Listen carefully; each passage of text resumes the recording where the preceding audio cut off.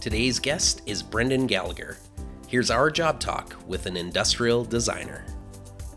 Welcome to the Job Talk podcast, where we talk with people who love their jobs. Our guests open up about their challenges, surprises, and secrets to success in their industries. Through conversation, we explore their careers, past work experiences, and the education that got them to where they are now. This is the shortened version from our in-depth conversation. Please visit thejobtalk.com to find the full episode. Brendan, I am completely naive to the industrial designer part of the world. Can you describe to us what an industrial designer is? Industrial design is really studying how people use products, whether it's physical or digital or even a service, and then taking that research and using that to create a new physical or digital or service-based product to offer that consumer. So it's really this process of analyzing usability and function and then following that through to innovation and creating an end product. Yeah, are you almost an inventor? Is that the idea? Yeah, sure. I would say like most inventors could call themselves industrial designers, and almost all industrial designers could call themselves inventors. I guess it's the more professional level of that, or kind of the next level. We're not necessarily tinkering in our basements, although there's lots of that. But we will have people approach us with an idea. Maybe they're the inventor and they need help realizing their invention. So they have a concept and they need to, again, like look at their user group, look at how they would use this product, and then create concepts, develop that concept into something that can be manufactured, and then taking that manufactured product and pushing it out into sales. What do you love about owning this business and doing what you do? I mean, that I get to do a bit of everything. I definitely get bored in sort of stagnated roles. If I have to do the same thing for even like a whole day, I'll get bored.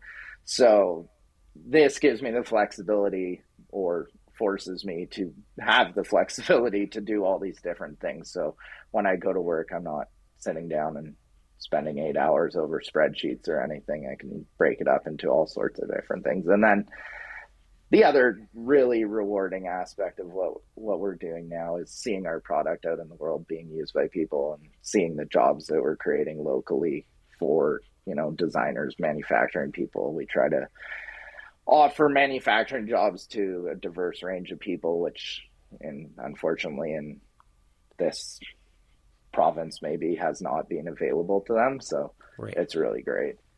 Are all industrial designers, do they all have the same personality type? What attributes do you think make a successful industrial designer? I think there's so much opportunity in the industry that there's not one kind of mold that you need to fit into to succeed.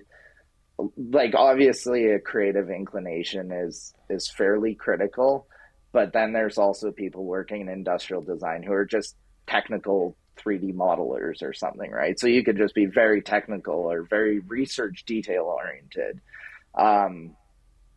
Generally, the creativity is something that you'll see across the board. And then I think a willingness to fail really helps. Like you go through a lot of ideas that aren't going to make it. So you have to be able to approach things without that kind of preciousness, and be able to crumple up that piece of paper and throw it out when you need to move on. That advice of learning from your failures goes across many industries, and it's an important aspect. Why would you advise somebody to take a look at pursuing a career as an industrial designer? Again, I think it's because of the number of opportunities, number of ways you can go with it. A lot of people do start businesses, either, like small scale furniture manufacturing, if that's kind of their interest.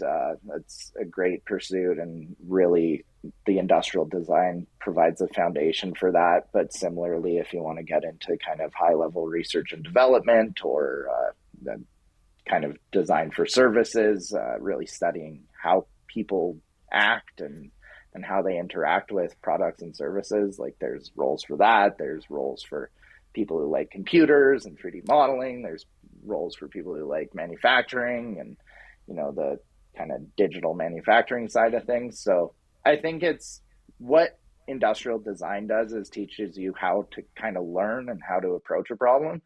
And that can be applied to any industry or any job following that. So it's a great general design or general degree that you then need to find your own way to apply it. Thank you for tuning in to the Job Talk podcast. For more information, please visit us at thejobtalk.com.